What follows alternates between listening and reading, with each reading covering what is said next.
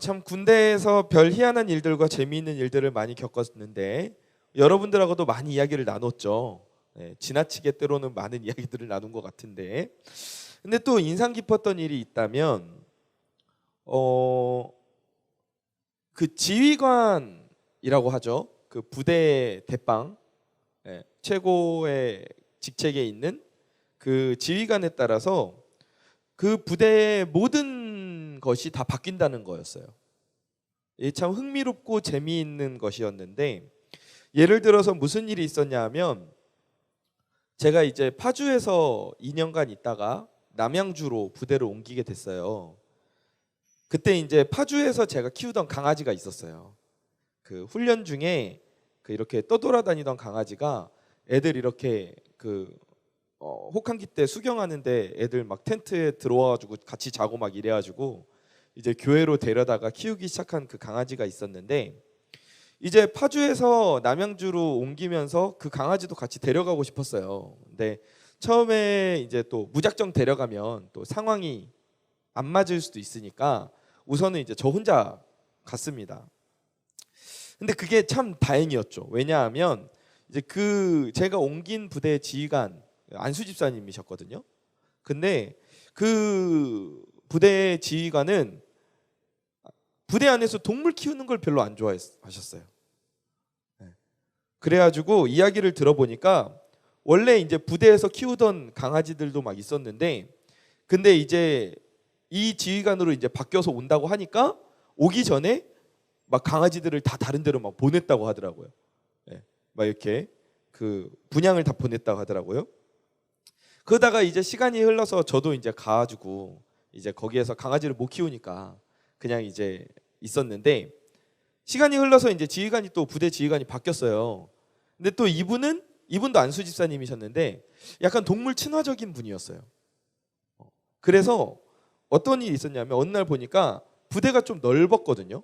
좀 많은 인원들이 같이 살고 있는 지역이었는데, 어느 날 보니까는 이제 풀밭을 토끼들이 막 뛰어다니고 있는 거예요, 부대 안에. 저는 토끼가 그렇게 많이 먹고 똥을 그렇게 많이 싸는지 몰랐어요. 잔디가 온통 토끼 똥밭이 돼가지고 이게 잔디를 걸어다닐 수 없을 정도. 하여간 토끼를 열몇 마리를 이렇게 풀어서 키우기 시작한 거예요. 장병들의 정서 함양을 위해서. 동물을 보면서 마음이 이제 풀어지라고, 힘든 마음이 위로를 받으라고 토끼를 풀어서 키우기 시작하셨어요.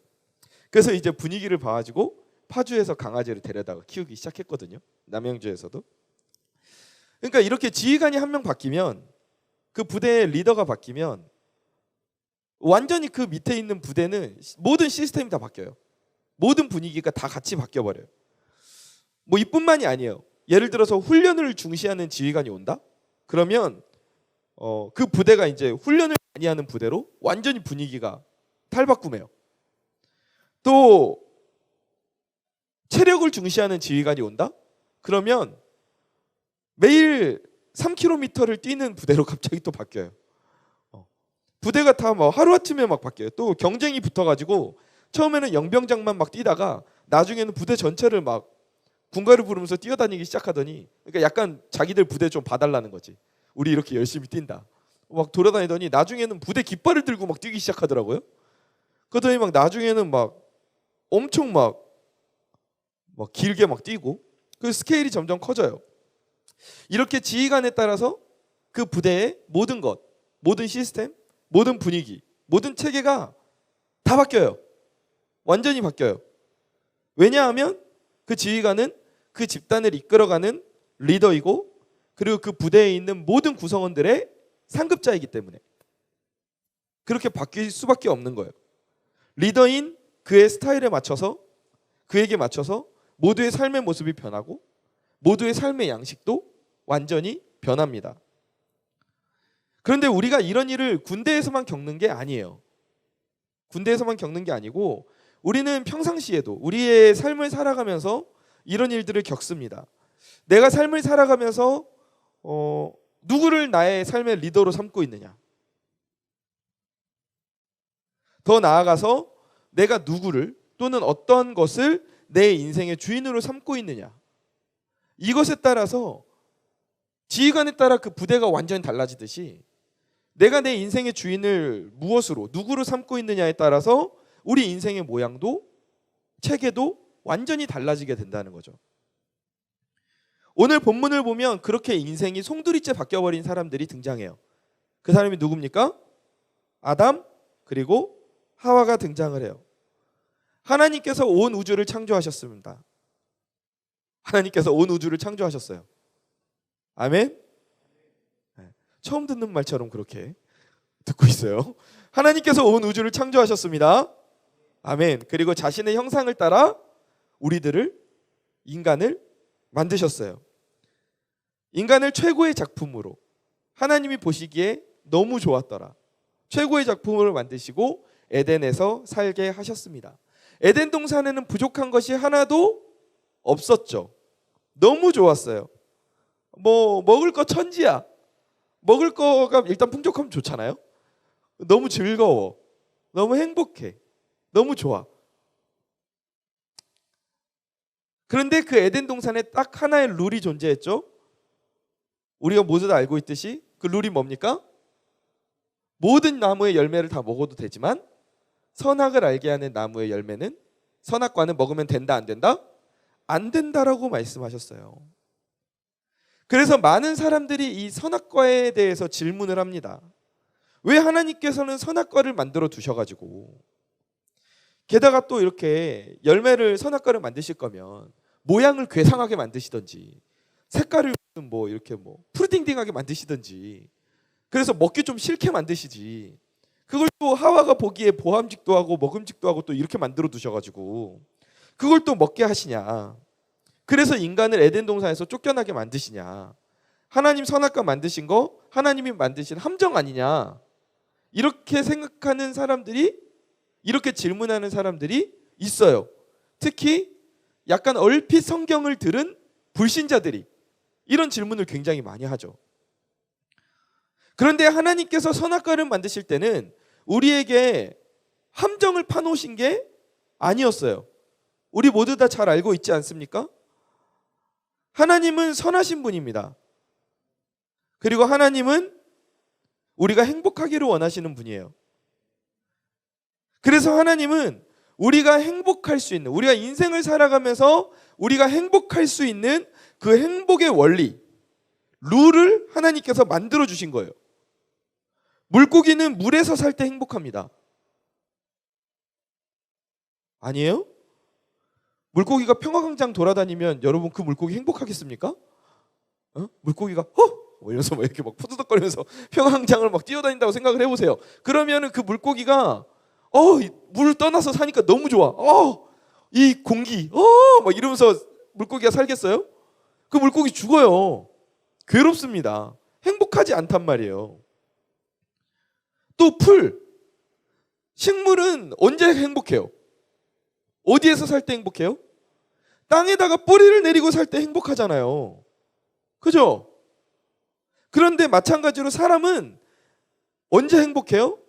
하나님 안에 거할 때, 하나님을 누리며 살 때 인간이 행복하도록 하나님께서는 인간에게 그 행복의 원리를 그렇게 만들어 주신 거예요.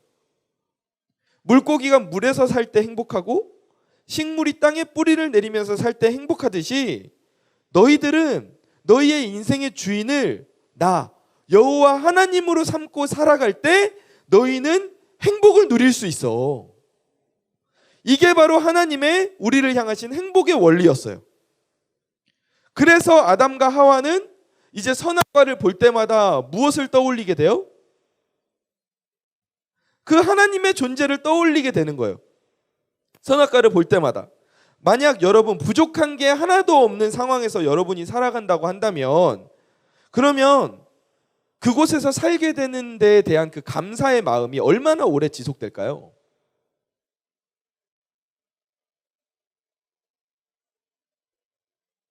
처음에는 감사할 수 있어. 그지? 그런데 시간이 지날수록 그 감사의 마음이 퇴색되고 잊혀지고 바래기 마련이에요. 사람은 그렇습니다. 그 아무리 처음에 큰 행복을 누리더라도 그 행복과 감격은 점점 시간이 지나면서 반감되게 되어 있어요. 어느 순간에는 감사의 마음이 사라질 거고 지금 내가 누리고 있는 이 모든 것들에 대해서 당연시하게 여기는 그런 마음을 가지게 될 겁니다. 처음부터 이 모든 것이 마치 나의 것이었던 것처럼 그렇게 생각하고 살게 될 거예요. 아담과 하와도 마찬가지였어요. 에덴 동산에서 부족함 없이 풍요롭게 살아가다가 자기들끼리 행복한 거지. 얼마나 행복하겠어. 막 풀숲에서 숨바꼭질하고 얼마나 즐거웠겠어. 아담, 허스키하네요. 약간 하와가 오늘 목소리가. 아담, 나 잡아봐요. 거기서 하와 이러면서 막 이렇게 서로 잡고 숨바꼭질하고 이래서 얼마나 행복하고 즐겁게 살았겠어요. 물론 하루 종일 숨바꼭질하면 그것도 지칠 텐데 어찌됐건 즐거웠을 거란 말이에요. 근데 그렇게 놀고 그렇게 행복하게 지내고 배고프면 열매를 따먹고 그러다가 어느 순간에 선악과를 딱 마주치게 되는 거야. 그럼 자동적으로 떠오르는 생각이 뭐예요? 맞아, 하나님께서는 저 선악과를 먹으면 안 된다고 하셨지. 나는 하나님이 만드신 작품이고 이 모든 것은 하나님이 나에게 주신 것이구나. 그 하나님의 존재에 대한 생각이 선악과를 보는 순간 자동으로 딱 떠오르는 거예요. 겸손하게 되는 거죠. 내가 지금 누리고 있는 이 모든 것이 하나님께서 주신 것이구나. 맞아, 내 인생의 주인은 하나님이야. 이 모든 것의 주인이 내가 아니었어. 이거를 선악과를 볼 때마다 아담과 하와가 자연스럽게 깨닫는 거예요. 하나님께 감사하게 되는 거예요. 이게 바로 하나님께서 선악과를 만드시게 된 이유였어요. 사람이 행복의 원리, 하나님과 함께하는 것, 하나님을 떠나지 않는 것, 그리고 하나님을 그 인생의 주인으로 삼고 살아가는 것에서 벗어나지 않게 하기 위해서 그 장치를 마련해 두신 게 바로 선악과였다고요. 그런데 사실 하나님께서 이 인간에게 이렇게 선악과라는 이 분명한 장치를 제시하신 이유가 있었어요. 하나님께서 천사들 중에 귀하게 여기고 사랑하셨던 존재가 있었어요. 그런데 이사야서 14장 12절에서 14절 말씀을 보니까 그 존재에 대해서 이렇게 말씀하고 있습니다. 뭐라고 말씀하고 계십니까?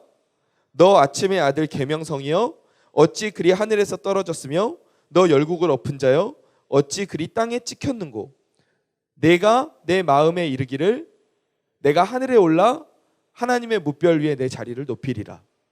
내가 북극 지폐의 산 위에 앉으리라. 그리고 마지막 14절을 보니까 가장 높은 구름에 올라가 지극히 높으니 누구죠? 하나님과 같아지리라 라고 이 하나님의 사랑을 받았던 그 존재가 선언했다는 거예요. 이제 내가 하나님보다 더 높은 곳에 내 자리를 둘 것이다. 지극히 높으신 하나님과 내가 같아지겠다. 이건 뭐예요? 하나님에 대한 완전 반역이에요. 반역. 하나님에 대한 반란이에요. 그 결과 이 존재는 하나님의 진노를 받게 되었고 영원히 용서받지 못하게 돼요. 그래서 사람을 창조하실 때는 하나님께서 이 선악과라는 눈에 보이는 분명한 장치를 마련하신 거예요. 그리고 그 장치를 통해서 하나님의 존재를 직접적으로 느낄 수 있도록, 그리고 자신의 정체성을 올바르게 깨달을 수 있도록 하나님께서는 이 선악과를 만드셨어요. 사람이 선악과를 먹지 않고 에덴 동산에서 하나님과 함께 행복하게 살아간다는 것은 그건 무엇을 의미해요? 내 인생의 주인이 하나님입니다. 이 고백하고 똑같은 거였어요. 하나님의 행복의 원리 안에서 살아가는 거였어요. 그런데 이 행복했던 에덴 동산에 무슨 일이 일어납니까? 무슨 일이 일어났죠? 방금 전 등장했던 그 타락한 존재 사탄이 와서 아담과 하와를 유혹하기 시작합니다. 자신과 똑같은 처지가 되도록 하나님에게서 멀어지도록 만들고자 인간을 꼬드기기 시작해요. 사탄이 뭐라고 말합니까? 네가 그 선악과를 먹게 되면 어떻게 된다고요? 너도 하나님과 같이 될 거야. 근데 이게 정말 교묘한 유혹이에요. 앞서 봤듯이 사탄이 하나님에 대해서 반역했던 이유가 뭡니까? 하나님과 같이 되기 위해서였어요. 내가 하나님과 같이 되기 위해서 이제 더 이상 하나님의 통치를 받지 않는 존재가 되기 위해서, 이제는 하나님에게서 벗어나서 하나님의 룰을 깨고 나와서 내가 하고 싶은 대로 살아가겠다, 이 선언을 하고 사탄이 나온 거였거든요. 내 인생의 주인을 하나님에게서 나로 바꾸고 또는 다른 어떤 것들로 바꾸겠다는 그런 선언이었어요. 그런데 지금 사탄이 그 선언을 인간에게 똑같이 들이밀고 있는 거예요. 네가 선악과를 먹으면 너는 하나님의 룰에서 벗어날 수 있어. 네가 네 인생을 찾을 수 있어. 네가 선악과를 먹는 순간 너는 하나님과 같이 될 거고, 그 순간 너는 진정한 자유를 찾게 될 거야. 사탄이 그렇게 유혹하는 거예요. 한마디로 이렇게 말하는 거예요. 너의 인생의 주인을 바꿔라. 네 인생의 주인을 바꿔라. 사탄은 지금도 우리에게 이런 유혹을 합니다. 야, 넌 언제까지 하나님에게 얽매여서 살래? 너도 짧은 인생 사는데 하고 싶은 거 다 하고 즐길 거 다 즐기면서 그렇게 살아야 되지 않겠어? 언제까지 그렇게 하나님한테 얽매여서 그렇게 살 거냐? 네 인생의 주인은 너야. 그게 진짜 자유로운 삶이야. 그런데 사탄은 그렇게 말하고 그 이후에 우리의 인생이 어떻게 바뀌는지에 대해서 설명을 해주질 않아요. 네가 하나님을 떠나면 그게 자유야, 그래 놓고 그 뒤에 무슨 일이 일어나는지 말은 안 해줘. 그렇게 인생의 주인을 하나님에게서 다른 걸로 바꾸고 나면 어떤 일이 일어나요? 이 스스로는 인생의 주인이 되었다고 착각하거든요. 아, 이제 나는 하나님의 룰에서 벗어났어, 나는 이제 자유로운 존재야 라고 착각하는데, 그 인생은, 하나님을 떠난 인생은 뭐가 돼요? 이제는 죄의 종이 되고 마는 거예요. 자기는 진짜 자유를 찾았다고 착각하는데 이제는 죄의 종으로 들어가 버리고 마는 거예요. 이제 죄에게 끌려다니고 사탄에게 끌려다니며 결코 채워지지 않는 그 공허한 삶을 살아가는 존재가 되는 거예요. 아담과 하와가 이 유혹에 넘어갔고, 그리고 지금 우리를 이 유혹에 넘어가게 하기 위해서 사탄은 오늘도 열성을 다해서 덤벼들고 있는 거예요. 네 인생 주인 바꿔. 너 언제까지 하나님한테 얽매여서 살 거야? 너 언제까지 하나님만 의지하며 살 거야? 이렇게 세상에 즐길 게 많고 이렇게 세상에 좋은 게 많은데 너 그렇게 순진하게 하나님 말씀만 믿고 살 거야? 너 그렇게 고리타분하게 신앙생활 할 거야?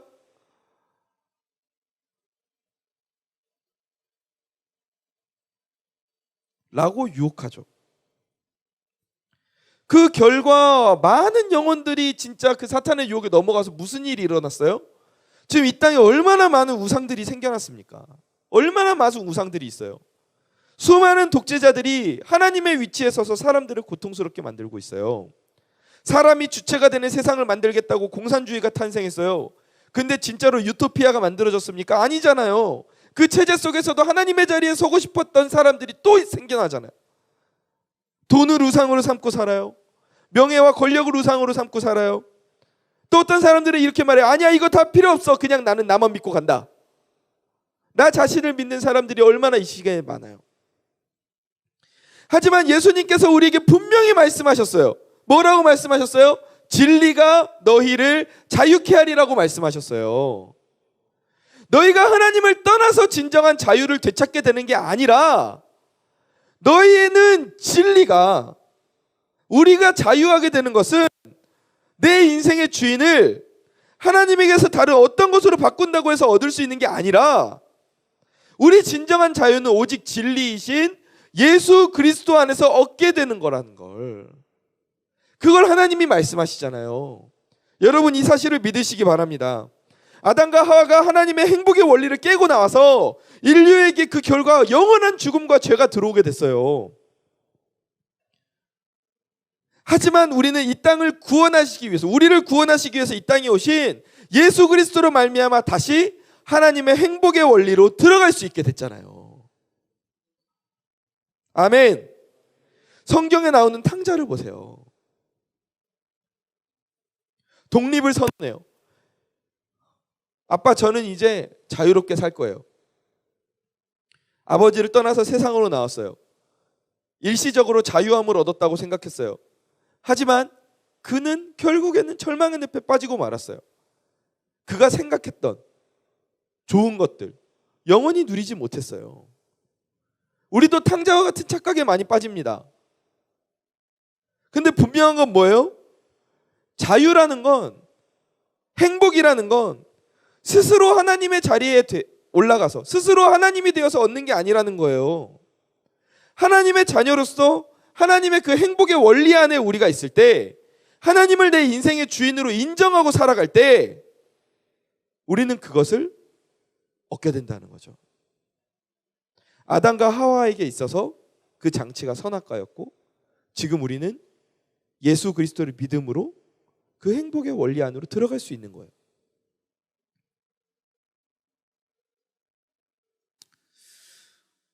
그런데 사실 우리가 하나님이 내 인생의 주인이라고 이렇게 고백을 하면 여러분 좀 기분이 어때요? 좀 감정이 어때요?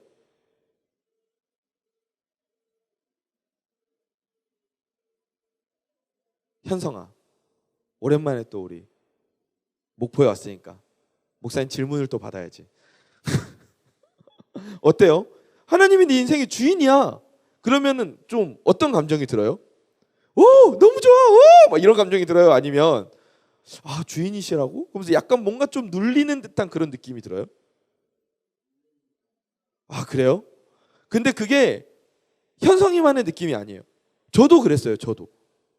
지금도 살짝 좀 그 주인이라는 이 단어에 대한 좀 뉘앙스가 그렇게 긍정적으로 느껴지진 않아요. 하나님이 내 인생의 주인이라고?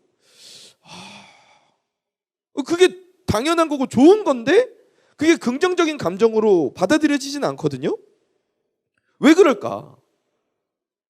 왜냐하면 우리가 지금까지 살면서 진짜 좋은 주인을 본 적이 없어요. 인류 역사상 주인이라고 하는 사람들을 쭉 살펴보면 억압하고 군림하고 지배했던 사람들이 99.9% 이상일 거예요. 그러니까 하나님이 내 삶의 주인이라고 그렇게 고백하면 그 부정적인 이미지가 하나님에게 덮어 씌워지는 거예요. 하나님도 왠지 내 위에 군림하실 것 같고, 하나님도 왠지 나를 지배하실 것 같고, 하나님도 왠지 나를 억압하실 것 같고, 그런 부정적인 이미지가 덮어 씌워지는 거예요. 그래서 부담이 되는 거예요. 근데 여러분, 하나님은 그러신 분이 아니잖아요. 하나님 얼마나 좋으신 분이에요. 아멘. 심지어 얼마나 좋으신 분이냐면 우리에게 선악과를 먹고 먹지 않을 수 있는 자유의지를 주셨어요. 이건 엄청난 거예요. 당신의 피조물이니까 우리를 설계하실 때, 우리를 시스템화 하실 때 그냥 기계적으로 만드실 수도 있었을 거예요. 선악과라는 게 아예 필요 없게 만드실 수도 있었을 거예요. 절대 복종하도록 만드실 수도 있었을 거예요. 하지만 하나님은 우리를 그런 존재로 대하기를 원하지 않으셨어요. 우리를 사랑하셨고, 그래서 우리를 인격적으로 사랑하신 거예요. 인격적으로 대하셨어요. 우리의 인격을 억압하지 않으시고 존중해 주셨어요. 그래서 하나님은 너희가 선악과를 먹을 수도 있고 너희가 선악과를 먹지 않을 수도 있는 선택의 권한을 인간에게 주신 거예요. 우리를 너무 사랑하셨기 때문에 그 자유의지를 주신 거예요. 근데 중요한 건 뭐예요? 모든 자유에는 항상 무엇이 뒤따라옵니까? 책임이 뒤따라와요. 우리가 무엇을 선택하든지 그 선택에 대한 책임은 우리가 지는 거예요. 그래서 하나님은 우리의 미래에 대해서 우리가 흔히 이렇게 생각하기가 쉬워요. 내 길은 딱 이렇게 정해져 있어. 20살은 이렇게, 25살은 이렇게, 30살은 이렇게. 그래서 어떻게 딱딱딱 이렇게 가게끔 정해져 있어. 그렇게 우리가 생각하기 쉽거든요. 근데 그렇지 않아요. 하나님이 우리의 인생을 이끌어 가시는 것은 우리 앞에 여러 갈래의 길들이 펼쳐져 있어요. 그 중에 대표적인 두 길이 신명기 11장에서 등장하는데 26절에서 28절 말씀까지 보면 뭐라고 나옵니까? 우리 26절 같이 읽어보죠. 시작. 내가 오늘 복과 저주를 너희 앞에 두노니라고 말씀하셨어요. 어떤 두 길이 있다는 거예요? 복의 길과 저주의 길이 있다는 거예요. 그 길이 너희 인생 앞에 지금 펼쳐져 있다는 거예요. 그런데 너희가 만약 너희에게 명하는 너희 하나님 여호와의 명령을 들으면, 하나님의 말씀을 지키고 하나님을 너희 인생의 주인으로 삼으면, 그러면 너희는 복의 길로 갈 것이고, 28절을 보면 너희가 이 하나님의 말씀에서 떠나서, 나에게서 떠나서 너희의 인생의 주인을 다른 엉뚱한 걸로 삼으면 너희가 저주의 길로 가는 거다. 하나님이 그렇게 말씀하시는 거예요. 하나님은 우리에게 복의 길과 저주의 길 보여주셨어요. 그리고 그 길을 선택할 수 있는 자유의지를 우리에게 주셨어요.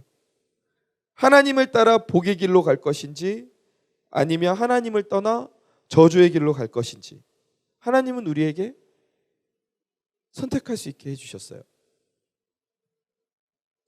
사랑하는 대학부 여러분, 여러분은 어떤 길을 선택하기를 원하십니까? 아마 저주의 길은 한 명도 없겠죠. 다 복의 길을 선택하기를 원할 줄 믿습니다. 여러분, 지금 우리는 어떤 길을 걸어가고 있습니까? 지금 여러분의 인생의 주인은 누구입니까?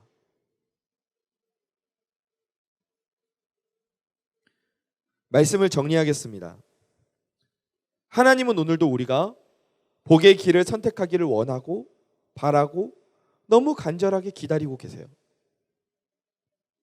하나님을 떠나서 내 인생의 행복을 내가 찾겠다고 방황하고 상처받는 이들을 보며 그 영혼을 보며 아파하고 너무 슬퍼하고 계세요. 하나님은 당신과 함께하는 것, 하나님을 인생의 주인으로 삼고 인정하면서 사는 것이 그게 진정한 자유이고 그리고 그게 진정한 행복의 길이라고 말씀하셨어요. 그게 하나님이 인간을 창조하실 때 인간에게 허락하신 행복의 원리예요. 왜 그렇게 만드셨어요? 저한테 따지지 마세요. 나중에 천국 가서 하나님께 물어보세요. 하나님이 그렇게 만드셨어요. 아담과 하와가 에덴을 잃어버린 이유는 뭡니까? 그들의 인생의 주인을 하나님에게서 다른 것으로 바꿨기 때문이에요. 반대로 우리가 그 잃어버린 에덴을 회복할 수 있는 방법은 무엇입니까? 우리 인생의 주인을 다시 하나님으로 바꾸는 거예요. 아멘. 여러분, 지금 우리의 인생의 주인은 누구입니까? 여러분의 인생의 주인은 누구입니까? 우리가 매 시간 매일 점검해야 될 질문입니다. 우리 모두 가짜 주인에게서 떠나 진짜 우리 삶의 주인이신 하나님의 품에 안기기를 간절히 축원합니다. 이것이 진짜 바른 믿음이에요. 마지막으로 저를 따라서 고백해 보도록 하겠습니다. 예수님이 내 인생의 주인입니다. 우리 다시 한번 진심으로 마음을 담아서 고백해 볼까요? 예수님만이 내 인생의 주인입니다. 예수님만이 내 인생의 주인입니다. 이게 입술만의 고백이 아니라 진짜 우리 삶의 깊은 진짜 고백이 되는 저와 여러분이 되기를 원합니다. 이 사실을 인정하면서 예수님을 인생의 주인 삼고 함께 동행하며 진정한 행복과 자유를 누리는 저와 여러분 되기를 주님의 이름으로 간절히 축원합니다. 아멘.